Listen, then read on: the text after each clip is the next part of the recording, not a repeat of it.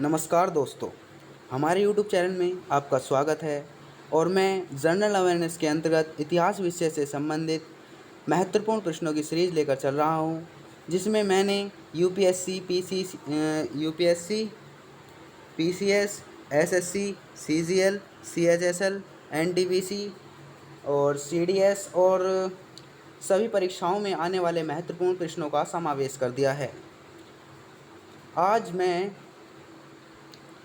महाजनपद काल से रिलेटेड तीसरी वीडियो लेकर आपके समक्ष प्रस्तुत हो गया हूँ। बिना देरी करते हुए प्रश्नों को शुरू करते हैं। प्रश्न नंबर 49। डैरियस दार्यबाहु प्रथम ने 516 ईसा पूर्व में सिंधु के तटवर्ती भूभाग को जीतकर उसे ईरान का 20वां क्षत्रपी प्रांत बनाया। उससे कितना राजस्व प्राप्त होता था? Option A 360 talent, B 370 talent, C 260 talent और ये डी ऑप्शन है हमारा, या डी 270 टैलेंट। दोस्तों, इसका सही उत्तर है 360 टैलेंट। डैरियस ने 516 ईसा पूर्व में सिंधु के तटवर्ती भूभाग को जीतकर उसे ईरान का 20वां क्षत्रपी प्रांत बनाया। उससे 360 टैलेंट राजस्व प्राप्त होता था। नेक्स्ट, प्रश्न नंबर 50। वज्जी संघ के विरुद्ध मगध राज्य के किस शासक ने प्रथम बार रथ मूसल यानी एक ऐसा रथ जिसमें गदा जैसा हथियार जुड़ा था तथा महाशिलाकंटक पत्थर फेंकने वाला एक युद्ध यंत्र नामक गुप्त हथियारों का प्रयोग किया? ऑप्शन ए अजातशत्रु ने, ऑप्शन बी चंद्रगुप्त मौर्य ने, या सी कालाशोक ने, या डी उदयन ने। तो दोस्तों, इसका सही उत्तर है ऑप्शन ए अजातशत्रु ने। वज्जी संघ के विरुद्ध मगध राज्य के अजातशत्रु ने प्रथम बार रथ मुसलमान यानी एक ऐसा रथ जिसमें गदा जैसा हथियार जुड़ा था तथा महाशिलाकंटक पत्थर फेंकने वाले एक युद्ध यंत्र नामक गुप्त हथियारों का प्रयोग किया। तो वो किसने किया था? हमारे अजातशत्रु जी ने। नेक्स्ट, प्रश्न नंबर 51। ईरान के हकमनी वंश के किस शासक ने भारतीय भूभाग को जीतने के बाद उसे फारस साम्राज्य का 20वां प्रांत यानी क्षत्रपी बनाया? ऑप्शन ए साइरस, या बी डैरियस या दार्यबाहु प्रथम, सी जैरसिस, या डी डैरियस दार्यबाहु तृतीय। तो दोस्तों, इसका सही उत्तर है डैरियस दार्यबाहु प्रथम। ईरान के हकमनी वंश के शासक थे ये। तो इन्होंने क्या कहा था कि भारतीय भूभाग को जीतने के बाद उसे फारस साम्राज्य का 20वां प्रांत या क्षत्रपी बनाया। नेक्स्ट, प्रश्न नंबर 52। हाइडेस्पस या वितस्ता आधुनिक नाम झेलम का युद्ध 326 ईसा पूर्व किन किन शासकों के बीच हुआ? ऑप्शन ए सिकंदर एवं पोरस के मध्य है, बी सैल्यूकस एवं चंद्रगुप्त मौर्य के मध्य है, सी चंद्रगुप्त मौर्य एवं घनानंद के मध्य है, या डी सिकंदर एवं आंभी के मध्य है। तो दोस्तों, इसका सही उत्तर है सिकंदर और पोरस के मध्य है। हाइडेस्पस या वितस्ता आधुनिक नाम झेलम का युद्ध सिकंदर एवं पोरस के मध्य हुआ। नेक्स्ट, प्रश्न नंबर 53। सिकंदर महान एवं पोरस या पुरु की सेनाओं ने निम्नलिखित में से किस नदी के आमने सामने वाले तटों पर पड़ाव डाला हुआ था? ऑप्शन ए रावी के, बी झेलम के, या सी सतलज के, या डी चेनाब के। तो दोस्तों, इसका सही उत्तर है झेलम। सिकंदर एवं महान या पोरस की सेनाओं ने झेलम नदी के आमने सामने वाले तटों पर पड़ाव डाला हुआ था। नेक्स्ट, तो सही दोस्त, प्रश्न नंबर 54। सूची 1 को सूची सेकंड से के साथ सम्मिलित कीजिए। बिंबिसार, तो बिंबिसार मतलब किस वंश से था हमारा? बिंबिसार था हमारा हर्यक वंश से। बी कालाशोक किससे था? हमारा शिशुनाग वंश से। और महापद्मनंद किससे था? नंद वंश से। और बिंदुसार था हमारा मौर्य वंश से। तो दोस्तों हमारा कोड कौन सा सही बैठेगा? मतलब बिंबिसार 1 से, मतलब A1 मतलब A1। और B2 मतलब B2 मतलब कौन सा हो गया 1 2, ठीक है नी। और महापन्नन मतलब 4 मतलब 4, ठीक है नी। और बिंदुसार 3 मतलब 12 और 43, 12 और 43, इसमें तो कहीं लिखेंगे 12 43,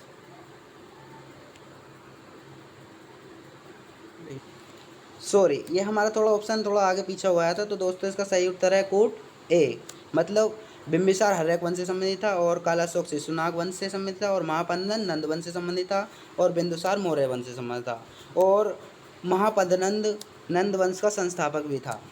नेक्स्ट प्रश्न नंबर 55, सूची 1 को सूची 2 के साथ सुमेलित कीजिए। तो पिरघोत,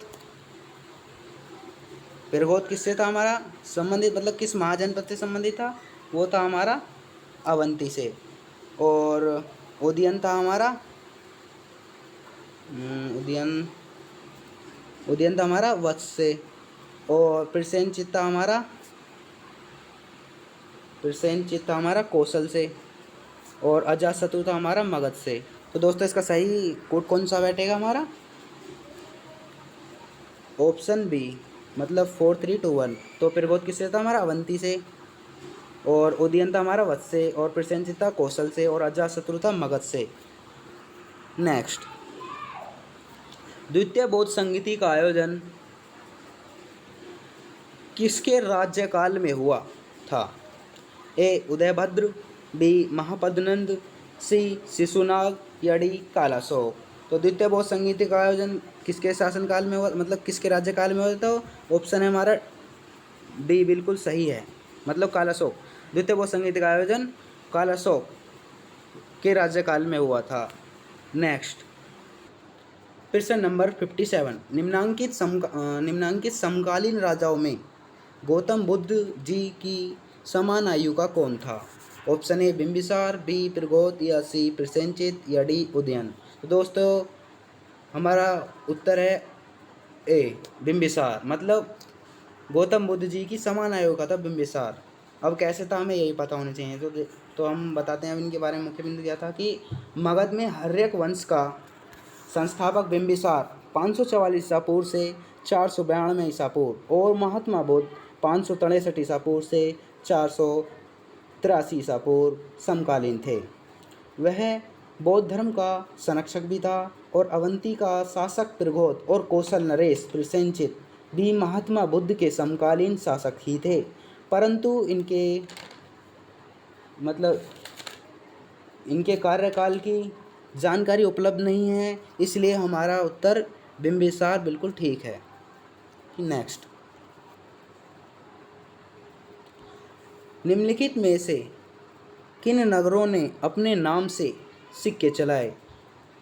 1 राजगिरह ने, बी श्रावस्ती ने, या 3 कौशाम्बी ने, या 4 वाराणसी ने। तो दोस्तों नीचे दिए कोड से सही उत्तर का निर्दिष्ट कीजिए। दोस्तों इसका सही उत्तर है डी, मतलब राजगिरह ने भी अपने नाम के सिक्के चलाए, श्रावस्ती ने भी अपने नाम के सिक्के चलाए, कौशाम्बी ने अपने नाम के सिक्के चलाए, और वाराणसी ने भी अपने मतलब वाराणसी मतलब नगर ने अपने नाम के सिक्के चलाए। नेक्स्ट प्रश्न नंबर 59, सूची 1 को सूची 2 से सुमेलित कीजिए। सूची 1 में दिए हैं राज्य, और सूची 1 में दिए हैं प्रमुख नगर। तो ए अस्सक, अस्सक का मतलब प्रमुख नगर कौन सा था। तो अस्सक का प्रमुख नगर था हमारा पोतन, और अवंती का था माहिष्मती, और ये इसकी राजधानी भी है। और कलिंग, कलिंग था हमारा दंतपुर, मतलब कलिंग का क्या था हमारा प्रमुख नगर दंतपुर। और सोवीर रोरुक, सोवीर का मतलब कौन सा प्रमुख नगर था रोरुक। तो इसका सही कोट है हमारा दोस्तों ऑप्शन सी, ऑप्शन सी हमारा बिल्कुल ठीक आंसर है। अस्सक किससे था पोतन से, और अवंती माहिष्मती से, कलिंग दंतपुर मतलब इसका प्रमुख नगर था, और सोवीर मतलब रोरुक इसका प्रमुख नगर था। नेक्स्ट प्रश्न नंबर 60, निम्नलिखित में से कौन शेष अन्य के बाद तक जीवित रहा। ए बिंबिसार, बी अजातशत्रु, सी देवदत्त, डी गौतम बुद्ध। तो दोस्तों इसका सही उत्तर है अजातशत्रु। मतलब अजातशत्रु क्या था कि अन्य के बाद तक जीवित रहा। अब क्यों रहा था तो हमें यह भी पता होना चाहिए। तो बिंबिसार का शासनकाल जो था वो 544 से 492 ईसा पूर्व तक था। और 492 ईसा पूर्व में वह अपने पुत्र अजातशत्रु द्वारा मार डाला गया, मतलब मार दिया गया। और अजातशत्रु 492 ईसा पूर्व में सिंहासन पर बैठा और वह 460 ईसा पूर्व तक जीवित रहा। महात्मा बुद्ध की मृत्यु 483 ईसा पूर्व में हो गई थी। और देवदत्त जो था हमारा वो महात्मा बुद्ध जी का चचेरा भाई था। इसकी मृत्यु भी महात्मा बुद्ध के समय में हो गई थी। तो इसलिए हमारा ऑप्शन सही बैठेगा अजातशत्रु। नेक्स्ट, निम्नलिखित जनपदों में से 6ठी शताब्दी ईसा पूर्व में कौन सा गणराज्य था? ऑप्शन ए कौशल, बी अंग, सी मगध, डी वज्जी। तो दोस्तों कौन सा था, मतलब गणराज्य था वो था हमारा वज्जी। तो दोस्तों हमें ये पता होना चाहिए कि मतलब क्यों था गणराज्य उस समय। तो वज्जी क्या था कि 8 राज्यों का एक संघ था। इसमें वज्जी के अतिरिक्त वैशाली के लिच्छवी और मिथिला के विद्रोह, कपिलवस्तु के शाक्य, कुशीनगर के मल्ल, वैशाली के लिच्छवी, पिपलिवन के मौर्य, पावा के मल्ल, सुसंसु मारगिरी के मग, कलकप्पप के बुली, केशपुत के कलाम और रामग्राम के कोलिया तथा कुंडग्राम के ज्ञात्रक विशेष रूप से प्रसिद्ध थे। वैशाली उत्तरी बिहार के मुजफ्फर जिले में स्थित आधुनिक मशाल है। मिथिला की पहचान ने पाल की सीमा में स्थित जनकपुर नामक नगर से की जाती है। यहाँ पहले राजतंत्र था परंतु बाद में गणतंत्र स्थापित हो गया। कुंडग्राम वैशाली के समीप स्थित था। तो वज्जी का लिख हमारे कई सारे थे गणराज्य जिससे मतलब मैं पहली वीडियो में भी आपसे डिस्कस कर सका हूँ। नेक्स्ट, प्रश्न नंबर 62, निम्नलिखित में से किसने सर्वप्रथम पाटलीग्राम की अंतः शक्ति को पहचाना और जो कालांतर में मगध की राजधानी के रूप में विकसित हुआ? Option A Bimbisara, B Ajatashatru और सी उदयन या डी कालाशोक। तो दोस्तों इसका सही उत्तर है अजातशत्रु। अजातशत्रु सर्वप्रथम पाटलीग्राम की अंतः शक्ति को पहचाना अजातशत्रु ने, जो कालांतर में मगध की राजधानी के रूप में विकसित हुआ।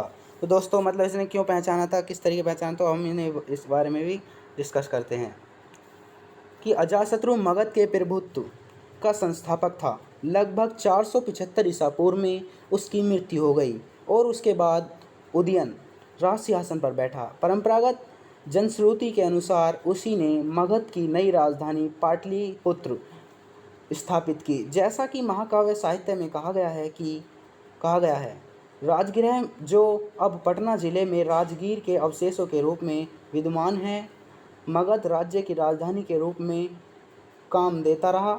जब अजातशत्रु लिच्छवियों के विरुद्ध लड़ रहा था उसने पाटलीग्राम, मतलब जब अजातशत्रु लिच्छवियों के विरुद्ध लड़ रहा था तो उसने पाटलीग्राम में, जो कि गंगा और सोन नदी के संगम पर बसा था, प्रतिरक्षा के लिए एक दुर्ग बनवाया था।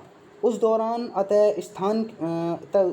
उस स्थान के सामरिक महत्व मगध के दूरदर्शी नरेश का ध्यान अपनी ओर आकर्षित किया होगा और जाहिर है इसलिए उदयन ने अपने साम्राज्य को राजधानी बनाने के लिए इससे अधिक उपयुक्त स्थान माना होगा, क्योंकि उस समय तक मगध साम्राज्य की सभी दिशाओं में दूर दूर तक फैल चुकी थी।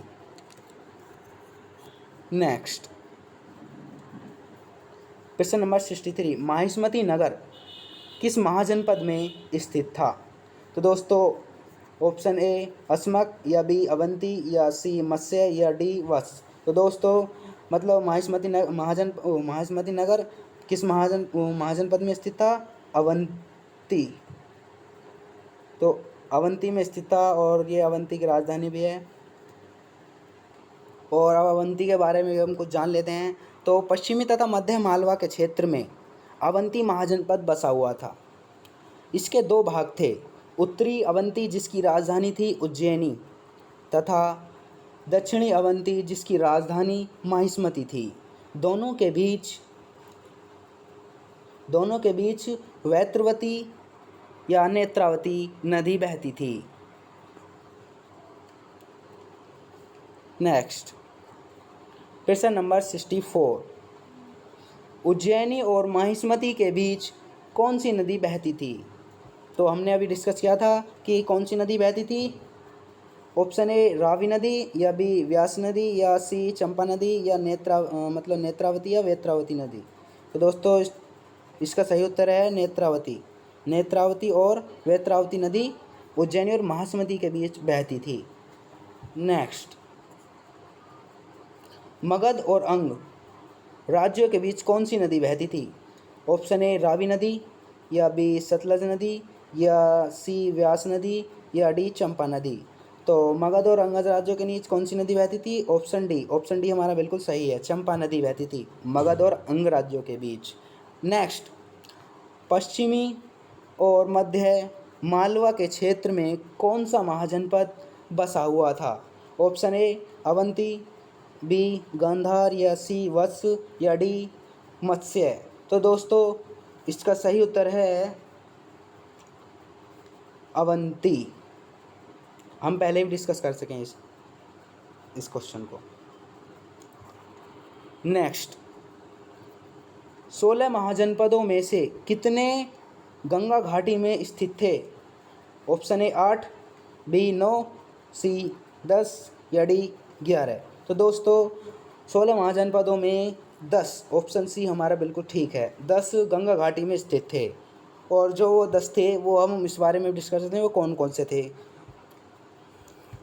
तो यहाँ पे हमने दे रखे हैं कि मतलब जो नहीं थे, एक तो अस्मक नहीं था, और अवंती भी नहीं था, गांधार भी नहीं था, कंबोज भी नहीं था, और चेंदी भी नहीं था, और मत्स्य भी नहीं था। तो ये 6 थे जो नहीं थे। और जो बाकी 10 बच रहे हैं वो गंगा घाटी में स्थित थे। नेक्स्ट, प्रश्न नंबर 68, पाटलिपुत्र का संस्थापक कौन था? Option A Ajatashatru, B Bimbisara, या सी अशोक, या डी महापद्नंद। दोस्तों हमारा सही उत्तर है अजातशत्रु। अजातशत्रु पाटलिपुत्र का संस्थापक था। और पाटलिपुत्र को राजधानी किसने बनाया था? उदयन ने। पहली बार राजधानी बनाया था उदयन ने पाटलिपुत्र को। नेक्स्ट, प्रश्न नंबर 69, जैसा कि स्थलों से संकेत मिलता है कि बेंट बार प्रकार के सिक्के प्रचलित थे, मतलब किस महाजनपद में, मतलब कौन से नगर में या महाजनपद में वो थे, मतलब प्रचलित थे बेंट बार प्रकार के सिक्के?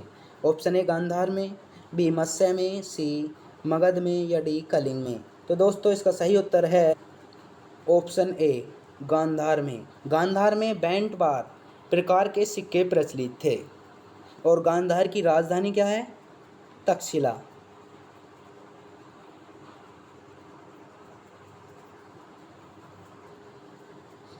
और मत्स्य की राजधानी क्या है? हाटक।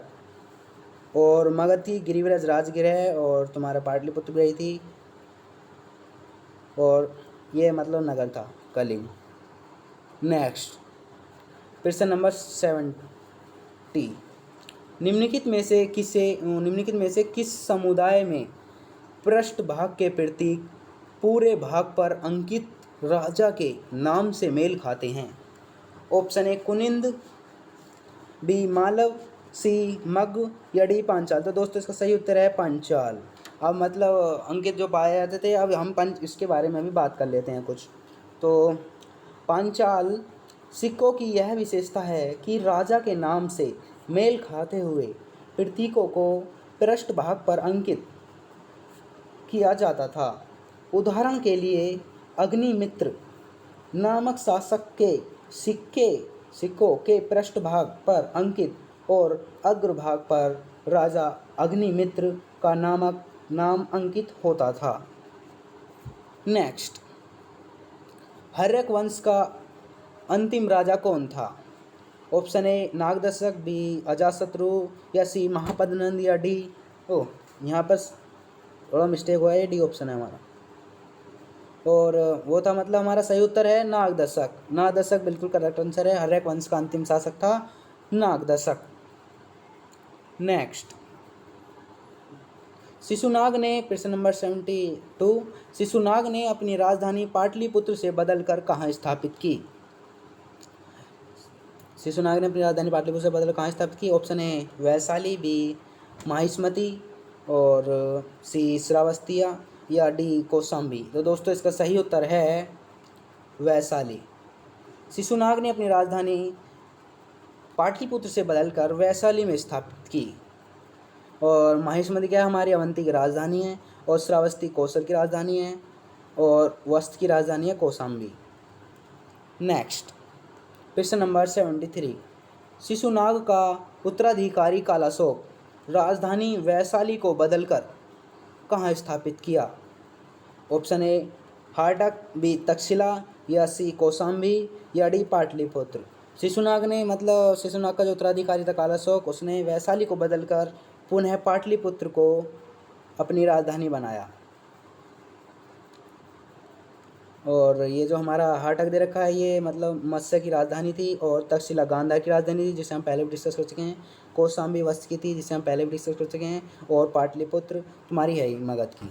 नेक्स्ट, 70, प्रश्न नंबर 74, शिशुनाग वंश का अंतिम राजा कौन था? Option A Nandivardhana, B Ajatashatru, या सी महापद्मनंद, या डी प्रसेनजित। तो ऑप्शन बिल्कुल करेक्ट आंसर है हमारा ऑप्शन ए नंदीवर्धन। शिशुनाग वंश का अंतिम राजा कौन था? नंदीवर्धन। और महापद्मनंद कौन था? ये नंद वंश का संस्थापक था।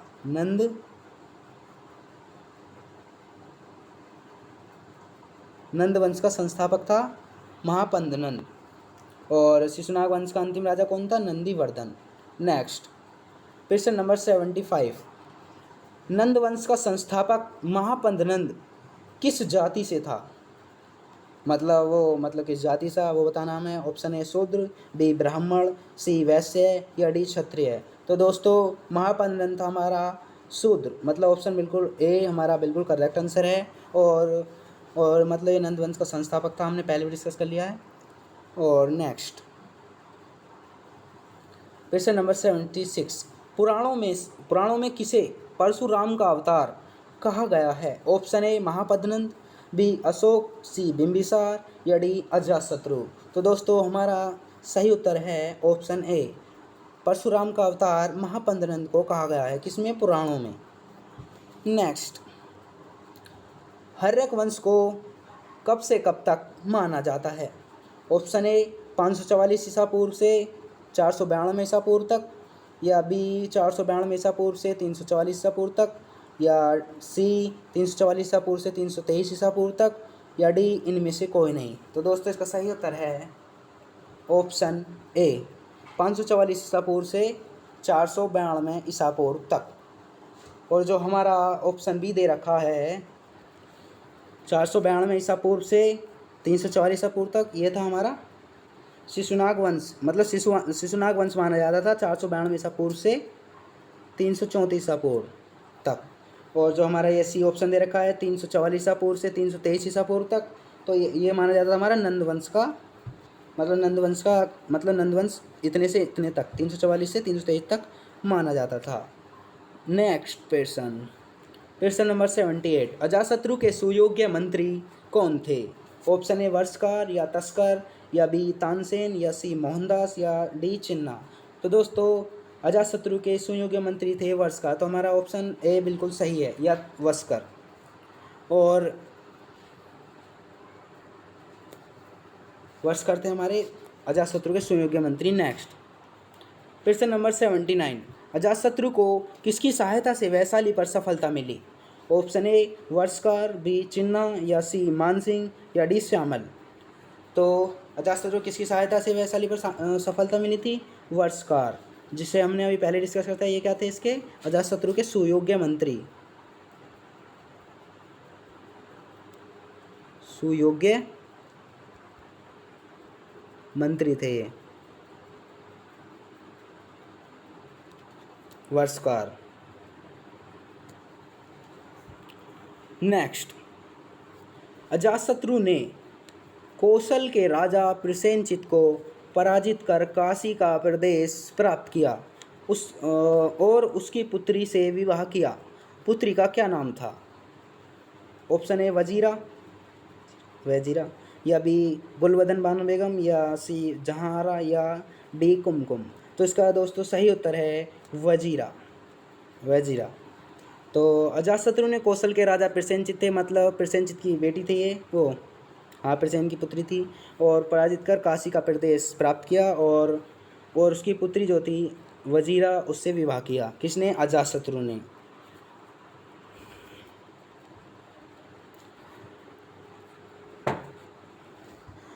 महाजनपद काल से रिलेटेड हम जो अब तीसरी वीडियो लेकर आए हैं उसमें क्या था कि मतलब हमारे प्रश्नों की समाप्ति हो गई है, तो हम महाजनपद काल से रिलेटेड जो चौथी वीडियो लेकर आपके समक्ष फिर प्रस्तुत होंगे। तब तक के लिए जय हिंद, जय भारत, और थैंक्स फॉर वाचिंग। और 100% तैयारी के लिए हमारे चैनल को सब्सक्राइब करें, और साथ ही TGT, PGT, PTI, KVS, NVS, LT और सभी एग्जामिनेशनों के लिए, या तुम्हारा भूगोल की तैयारी के लिए भी, और संविधान से रिलेटेड भी सभी तैयारियां हमारे यूट्यूब चैनल पर आप कर सकते हैं। और कमेंट करना ना भूलें। Thank you so much.